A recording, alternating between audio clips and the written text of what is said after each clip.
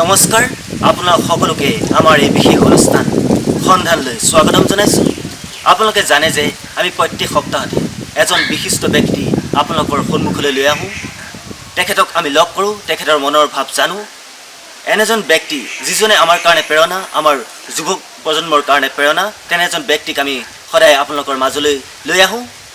আহক আজিও আমি তেখেতৰ ওচৰলৈ যাওঁ। নমস্কাৰ।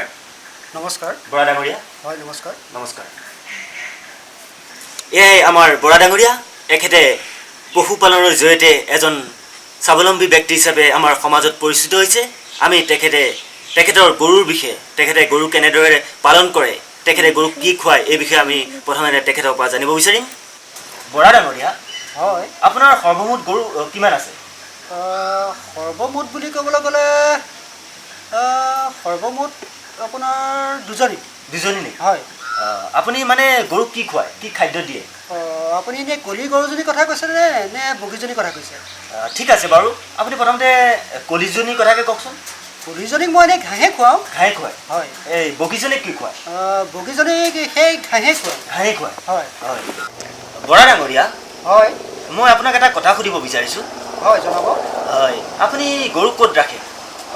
আপুনি কলি গৰুজনীৰ কথা সুধিছে নে বগীজনীৰ কথা সুধিছে? আপুনি কলিজনীৰ কথাকে কওকচোন। কলিজনী মই গোহালি ঘৰত ৰাখোঁ। আৰু বগীজনী? বগীজনী সেই গোহালি ঘৰতে ৰাখোঁ। বৰা ডাঙৰীয়া, হয়, কওক। আমাৰ ৩ নম্বৰ প্ৰশ্ন, হয়। আপুনি গৰুক ক'ত গা ধুৱায়? আপুনি নে কলি গৰুজনীৰ কথা সুধিছে নে বগীজনীৰ কথা সুধিছে? ধেৎ তেৰিকা, এজনী কলিয়ে হ'ল। কলি গৰুজনী মই এনেই দমকলৰ পানীয়ে ধুৱাওঁ। বগীজনীক ক'ত কি কৰে? বগীজনীক সেই দমকলৰ পানীয়ে ধুৱাওঁ। ধেৎ তেৰিকা।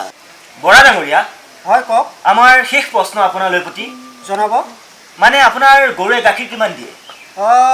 আপুনি এতিয়া কলি গৰুজনীৰ কথা সুধিছে নে বগীজনীৰ কথা সুধিছে? ধেৎ তেৰিকা, এজনী কলিয়ে হ'ল, এবাৰ কলি এবাৰ বগী, এজনী কলিয়ে হ'ল। কলি গাইজনী? কলি গাইজনী মোক 2 লিটাৰ ৰাখি দিয়ে। বগীজনীয়ে? বগীজনীয়ে সেই 2 লিটাৰ ৰাখি দিয়ে। ধেৎ তেৰিকা। হেৰি ডাঙৰীয়া, হয় মহাশয়, আপুনি যে এবাৰ কলি এবাৰ বগী এইবিলাক যে সুধি থাকে, কথাবিলাক অকাই পকাই আপুনি ডাইৰেক্ট কথাটো কৈ দিব নোৱাৰেনে? হেৰি মহাশয়, হয়। এই আপোনালোকে যে নিউজ এটা এই ৰাতিপুৱাৰ পৰাকে একেবাৰে গধূলিলৈকে ঘূৰাই পকাই একেটা বাতৰিকে যে দি থাকে, তেতিয়া আমাৰ কেনেকুৱা লাগে? সেই একে লাগে। আমাৰ এই বৰা ডাঙৰীয়াই যি কৈছে সেয়া মিছা নহয়। আমাৰ মিডিয়াবিলাকে এটা নিউজকে বাৰে বাৰে ৰিপিট কৰি থাকে, এইটো ভাল কাম নহয়। এটা নিউজে এটা জাতি ধ্বংস কৰি দিব পাৰে, এখন দেশ ধ্বংস কৰি দিব পাৰে। নিউজবিলাক কেতিয়াও ৰিইনফৰ্চ কৰিব নাপায়। এটা নিউজে এটা জাতি ধ্বংস কৰি দিব পাৰে, এখন দেশ ধ্বংস কৰি দিব পাৰে।